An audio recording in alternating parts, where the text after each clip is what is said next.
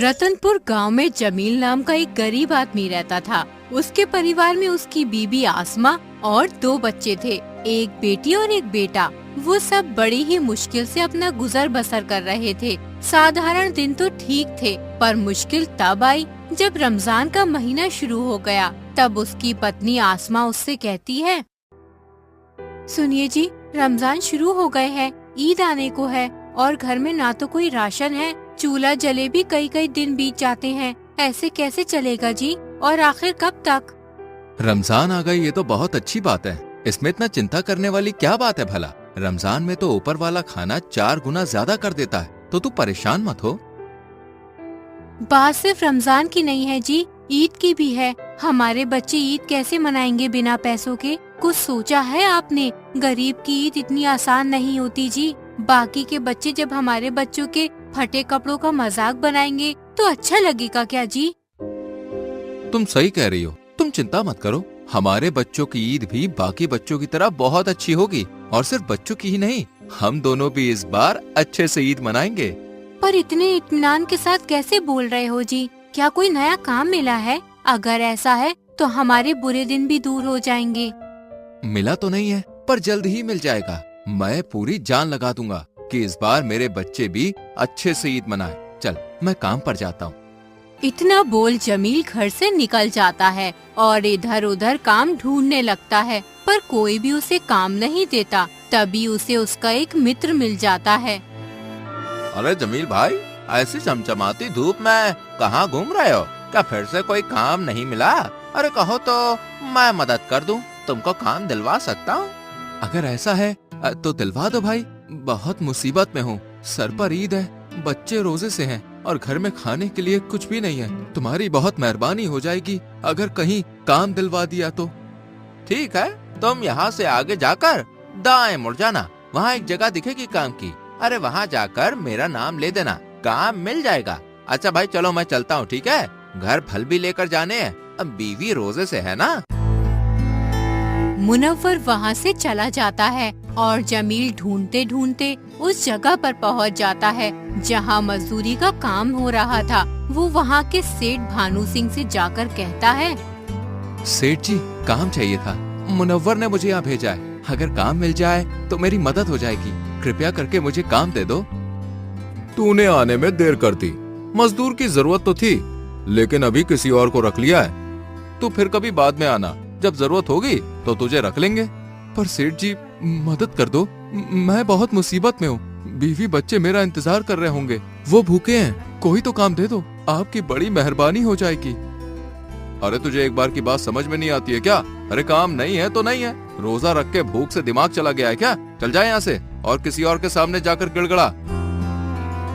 जमील आंखों में आंसू लिए वहाँ से अपने घर आ जाता है। उसको यूं उदास देखकर उसकी पत्नी चिंतित हो उठती है। क्या हुआ जी, इतनी चिंता में क्यों हो? सब ठीक है ना? क्या फिर से काम नहीं मिला आपको?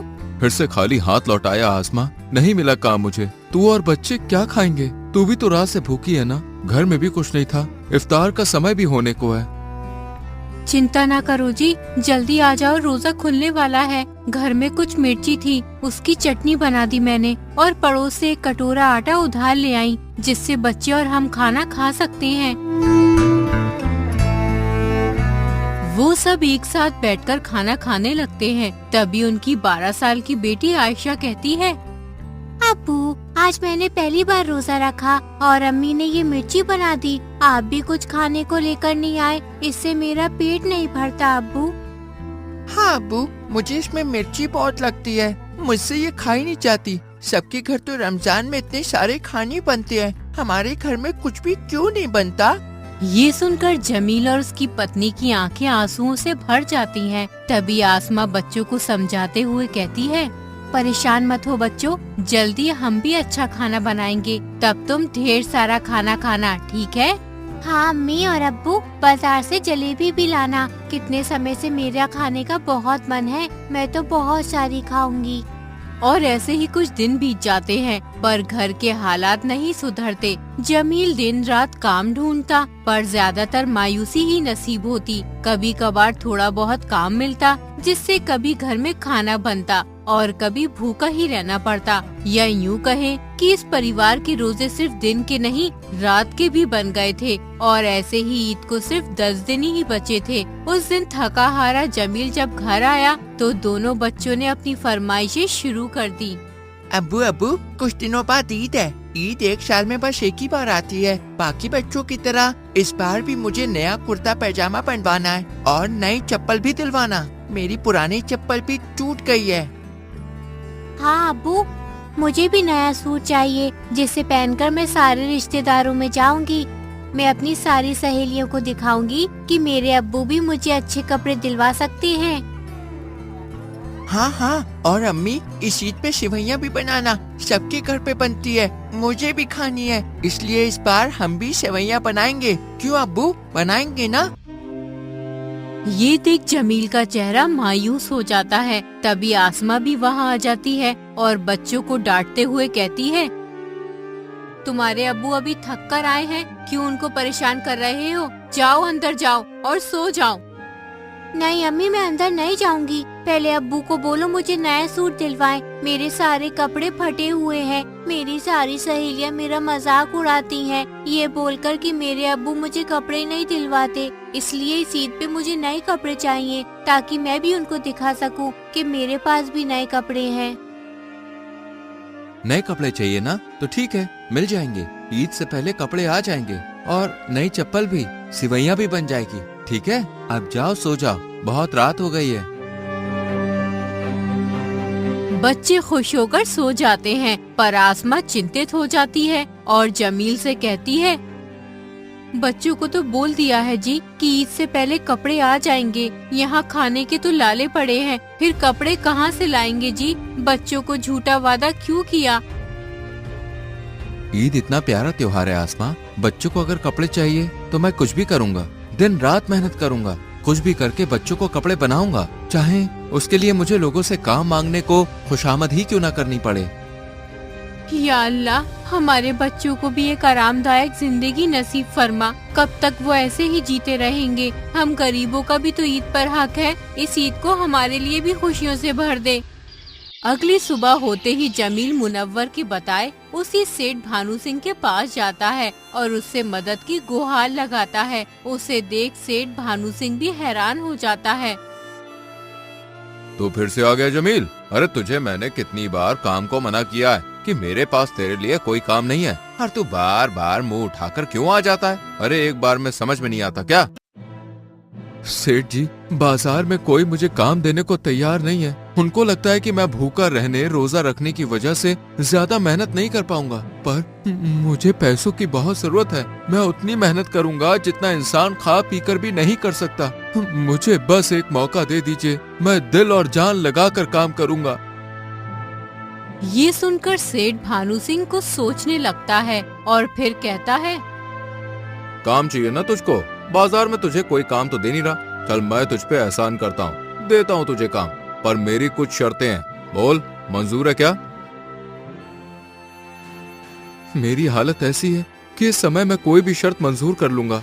आप बस काम दे दो, मुझे सारी शर्त मंजूर है। आपकी बहुत बहुत मेहरबानी होगी।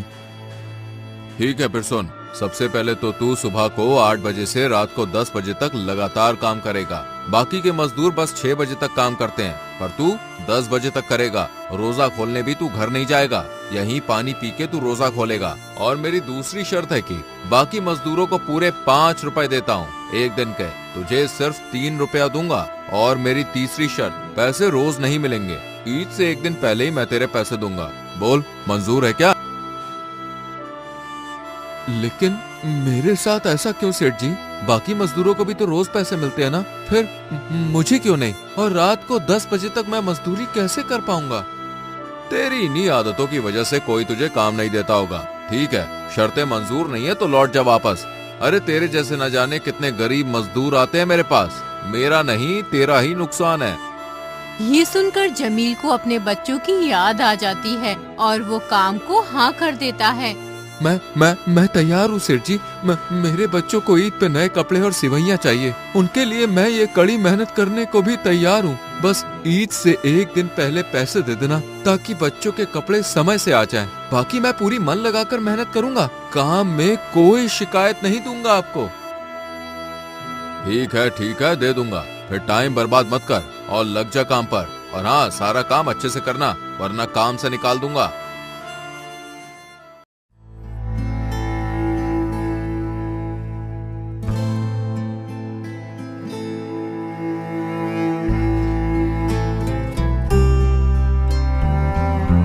जमील सुबह से रात तक कड़ी मेहनत करता है। रात के 10 बज जाते हैं। लगातार इतने घंटे काम करने से जमील की छाती में दर्द होने लगा था। देर रात जब वो घर आया तो बच्चे सो गए थे। उसकी पत्नी परेशान होते हुए कहती है, आप कहाँ थे जी? मैं कब से आपका इंतजार कर रही थी। आप रोजा खोलने भी नहीं आए और आपकी हालत ऐसी क्यों है जैसे आप बीमार हो? आपकी तबीयत तो ठीक है ना जी? अरे नहीं, मैं बिल्कुल ठीक हूँ। उल्टा मैं तो आज अब बहुत खुश हूँ। मुझे काम मिल गया ईद तक का। अब हमारे घर भी अच्छे से ईद बन पाएगी और बच्चे भी खुश हो जाएंगे। काम मिल गया? ये तो बहुत अच्छी बात है जी। पर आप सच में बीमार लग रहे हैं। क्या मैं आपके लिए काढ़ा बनाकर लाऊं? अरे क्यों चिंता कर रही हो? अरे बहुत दिनों बाद काम किया है ना, बस इसीलिए थोड़ी थकान हो गई है। कुछ खाकर सो जाऊंगा तो ठीक हो जाऊंगा। तू चिंता मत कर, अब कुछ चिंताएं तो मिट जाएंगी। जमील अपनी पत्नी से सच छुपा लेता है और अपने दर्द के बारे में कुछ नहीं बताता। कुछ दिन और ऐसे ही बीत जाते हैं। जमील लगातार ऐसे ही मजदूरी करता रहा और उसका दर्द बढ़ता गया। ना तो उसके पास इलाज के पैसे थे जिससे वो दर्द से छुटकारा पा लेता और ना ही उसके पास कोई दूसरा काम था, इसलिए उसे वो ही काम करना पड़ा। वो दिन भी आ गया जब जमील बहुत खुश था। आसमां, कल ईद है। मैं सेठ जी से आज अपने सारे पैसे लेकर आता हूँ। उसके बाद बच्चों के और तेरे कपड़े भी ले आऊंगा और दूध भी ले आऊंगा। मीठी खीर बना लेना। ठीक है जी, थोड़ा जल्दी आइएगा। मीठी सेवइयां बनाने में बहुत समय लग जाता है, तो दूध समय से लेते आइएगा। जमील खुशी खुशी सेठ के पास पहुंचता है और उससे कहता है, सेठ जी, आज मेरा काम पूरा हो गया है। कल ईद है, इसलिए पैसे दे दीजिए ताकि मैं समय से सामान लेकर घर पहुंच पाऊं। मेरी पूरी 8 दिन की मजदूरी है। कौन से पैसे? किसके पैसे? अरे किन पैसों की बात कर रहा है तू? मैं तुझे नहीं जानता और ना ही मेरे पास तेरे कोई पैसे वैसे हैं। चल जाए यहाँ से, मुझे बहुत काम है। देखे सेठ जी, आप जानते हैं कि मैंने कितना मन लगाकर काम किया है। दिन रात एक कर दी। मैंने बीमारी की हालत में भी काम किया। मेरे पेट पर लात मत मारिए। क्यों एक गरीब की आह लेना चाहते हैं आप? देख भाई, बात है साफ। मैंने देखा तुझे काम की जरूरत है। मेरे कई बार मना करने पर भी तू बार बार आता रहा। मैंने सोचा इससे अच्छा बकरा कहाँ मिलेगा और मुझे मुफ्त में काम करवाना था, इसलिए मैंने मौके का फायदा उठा लिया। बात खत्म। और ये आहा वाह हाय वाह देख, ये सब कुछ नहीं होती है। अरे मैं इन सबको नहीं मानता यार। चल भाग यहाँ से। जा रहा हूँ सेठ जी, पर एक दिन अपने इस किए की सजा जरूर भुगतेंगे आप।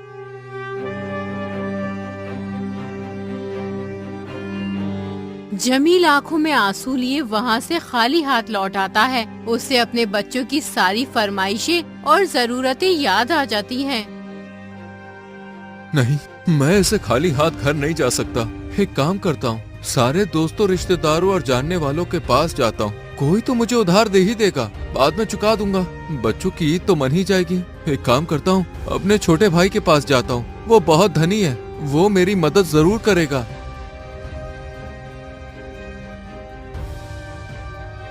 जमील तुरंत अपने छोटे भाई सगीर के पास पहुंचकर उसे सब बता देता है और विनती करते हुए कहता है, सगीर, मेरे छोटे भाई, मैं बस थोड़े पैसे उधार लेने आया हूँ। काम मिलते ही चुका दूंगा। अपने बड़े भाई की इतनी सी मदद कर दे। आपके साथ बहुत गलत हुआ है बड़े भैया, पर मैं आपकी देखे कोई मदद नहीं कर सकता। अरे मेरे भी तो बच्चे हैं, मुझे उनकी ईद अच्छे से मनानी है। आप जाओ यहाँ से, किसी और से मदद ले लो। क्या भाई भाई का कोई रिश्ता नहीं होता? मैं तुझसे मुफ्त में तो नहीं मांग रहा हूँ ना, सिर्फ उधार पैसे मांग रहा हूँ। अरे एक समय था जब मैं तुझे कंधे पर बैठा कर घुमाता था। आज भाई मुसीबत में है तो तू भी मदद नहीं कर रहा। सबसे बड़ा रिश्ता धन दौलत का होता है भैया। जिसके पास ज्यादा धन वो सबसे बड़ा। अब मेरा समय खराब मत करो, निकलो यहाँ से। अरे मुझे भी अपने बीवी और बच्चों को बाजार ले जाना है कपड़े दिलवाने। जमील आंखों में आंसू लिए वहाँ से आ जाता है। हर जगह धक्के खाता है, सबके हाथ जोड़ता है, पाँव पड़ता है, पर कोई उसकी मदद नहीं करता। थका हारा जमील खाली हाथ घर लौट आता है।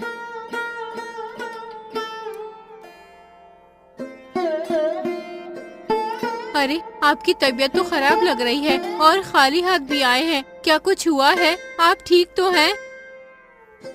सब बर्बाद हो गया आसमा। उस सेठ भानु सिंह ने मेरी पूरी मेहनत रख ली, मुझे एक भी सिक्का नहीं दिया। सारे रिश्तेदारों से, दोस्तों से, सबसे उधार मांगा, किसी ने मदद नहीं की। अब बच्चों का क्या होगा? तभी बच्चे वहाँ आ जाते हैं। अब्बू, आप मेरे कपड़े क्यों नहीं लाए? मुझे नहीं पता, मुझे अभी के अभी कपड़े चाहिए। हाँ अब्बू, आपने हमसे वादा किया था, आप वादा नहीं तोड़ सकते। ये देख जमील बेबस होकर रोने लगता है। मुझे माफ कर दो मेरे बच्चों, मैं तुम्हारे लिए कुछ नहीं कर पाया। तुम्हारे अब्बू तुम्हारे लिए कपड़े नहीं ला पाए, तुम्हारे अब्बू किसी लायक नहीं है। बच्चों को जिद करता देख और जमील को रोता देख आसमा को बहुत दुख होता है और वो बच्चों पर चिल्ला देती है, बस करो तुम दोनों, चुपचाप जाकर सो जाओ, कोई कपड़े वपड़े नहीं बनेंगे, तुरंत यहाँ से जाओ। दोनों बच्चे रोने लगते हैं और अंदर चले जाते हैं। ये देख दोनों पति पत्नी सोच में पड़ जाते हैं। आप चिंता न करो जी, मैं इन बच्चों के पुराने कपड़ों में अपने पुराने सूट का पेबंद लगाकर उनको नए जैसा बना दूंगी, बच्चों को बहला दूंगी मैं, आप फिक्र मत करो, सो जाओ, मैं बच्चों के कपड़े बनाती हूँ। जमील की पूरी रात आंसुओं से भर जाती है और आसमा पूरी रात जागकर पुराने फटे कपड़ों को नया बनाने की कोशिश करने लगती है। खुद के लिए भी एक ऐसा ही सूट बना लेती है। अगली सुबह के साथ ईद भी हो जाती है। हर तरफ रौनकें ही रौनकें थी। सब लोग अच्छे से ईद मना रहे थे, बस जमील के घर में ही मायूसी छाई थी। आसमा ने बच्चों को वो फटे पुराने कपड़े पहनाए और खुद भी पहन लिए। तभी मोहल्ले की एक औरत नफीसा हाथ में सिवैयों से भरी एक कटोरी लेकर आती है और आसमा को देकर कहती है, ये लो आसमा बहन, तुम्हारे लिए मीठी सिवैयाँ लाई हूँ। तुम्हारे घर पे बनी तो होंगी नहीं, तुम गरीब हो ना, तो सोचा अल्लाह नाम की तुमको ही दे दूँ। बेचारे बच्चों का मुंह मीठा हो जाएगा और हमें थोड़ा सवाब मिल जाएगा। तुम्हारे बच्चों का भी मन होगा ना ईद पे सिवैयाँ खाने का। नफीसा बहन, हम गरीब हैं, मजदूर हैं, पर भिखारी नहीं है जो आप अल्लाह नाम का देने आ गई। हम लोग मेहनत मजदूरी करके ही पेट भरते हैं, किसी से मांग कर नहीं भरते। इज्जत हमें भी प्यारी है।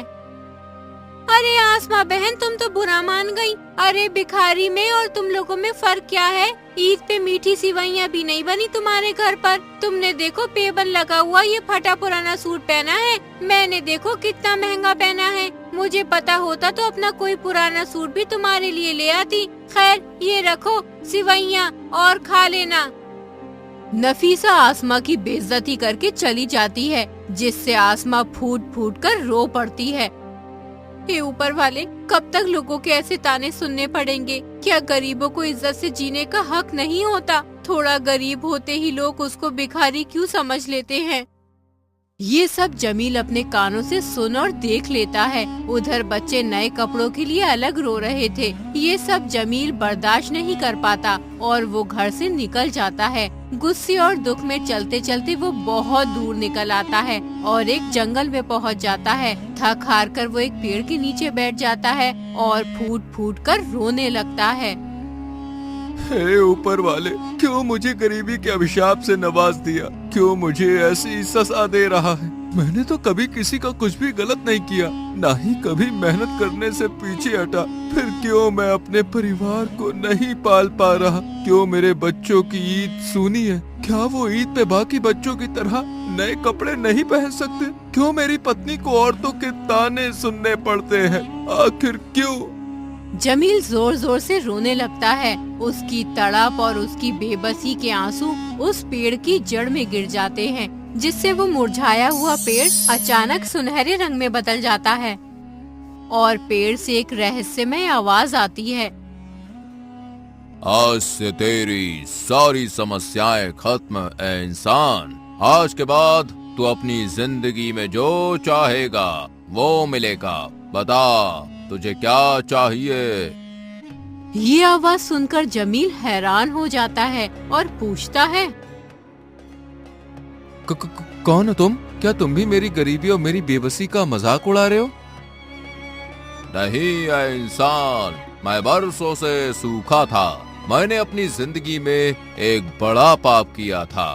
ढेर सारा धन दौलत होने से मुझ में गुरूर घमंड आ गया था, जिसकी वजह से किसी ने मुझे बद्दुआ दी थी और बोला था कि जब तक तेरी जड़ों में किसी गरीब बेबस इंसान के आंसू नहीं गिरेंगे तब तक तू मुरझाया रहेगा। और आज तेरी बेबसी के आंसुओं से मैं फिर से पहले की तरह चमकीला हो गया। तेरा बहुत बहुत धन्यवाद। बोल, इस उपकार के बदले तुझे क्या चाहिए? अगर ऐसा है तो मुझे इतनी दौलत, इतना धन दे जिससे मेरे जीवन से गरीबी का नाम मिट जाए। मैं अपने बच्चों और पत्नी को दुनिया की सारी खुशियाँ दे पाऊँ। बोल, ऐसा कर पाएगा? तभी उस पेड़ से सोने के सिक्के गिरने लगते हैं। इतने सारे सोने के सिक्के उस सुनहरे पेड़ से झड़ते देख जमील की खुशी का ठिकाना नहीं रहता। जितने तुझे चाहिए सब ले ले। तेरे बुरे दिन दूर हुए। ये सिक्के तुझे गांव का सबसे धनी इंसान बना देंगे। बहुत बहुत शुक्रिया। ये तो मुझ गरीब पर ऊपर वाले का ही कोई चमत्कार है। मैं अभी घर जाता हूँ। बच्चे और आसमा तो खुशी हो जाएंगे और अब मैं अपना इलाज भी करवा लूंगा और पहले जैसा स्वस्थ हो जाऊंगा। जमील ढेर सारे सिक्के लेकर बाजार जाता है और बच्चों के लिए ढेर सारे कपड़े, नए जूते, खाने का सामान, बीवी के लिए कपड़े और बहुत कुछ लेकर जाता है। वो सब सामान देख आसमा हैरानी हो जाती है। इतना सब कुछ कहाँ से लाए जी? ये सब कैसे हुआ? मुझे सच सच बताइए जी। जमील पूरी कहानी आसमा को बताता है। उसके बाद दोनों बच्चे और पति पत्नी अच्छे से ईद मनाते हैं। पूरे मोहल्ले में मिठाई बंटवाते हैं। ये ईद उनको किस्मत से मिली थी और कुछ ही समय में जमील गांव का सबसे धनी इंसान बन जाता है। जमील पे तो किस्मत मेहरबान हो गई, पर सबकी किस्मत इतनी अच्छी नहीं होती। आज भी ऐसे लोग हैं जो हम लोगों के सामने ऐसी ही ईद मनाते हैं। इसलिए अपने आसपास के लोगों का ध्यान रखें। ईद मनाने का हक सबका है, इसलिए सबकी मदद करें और उनको भी खुशियों में शामिल करें।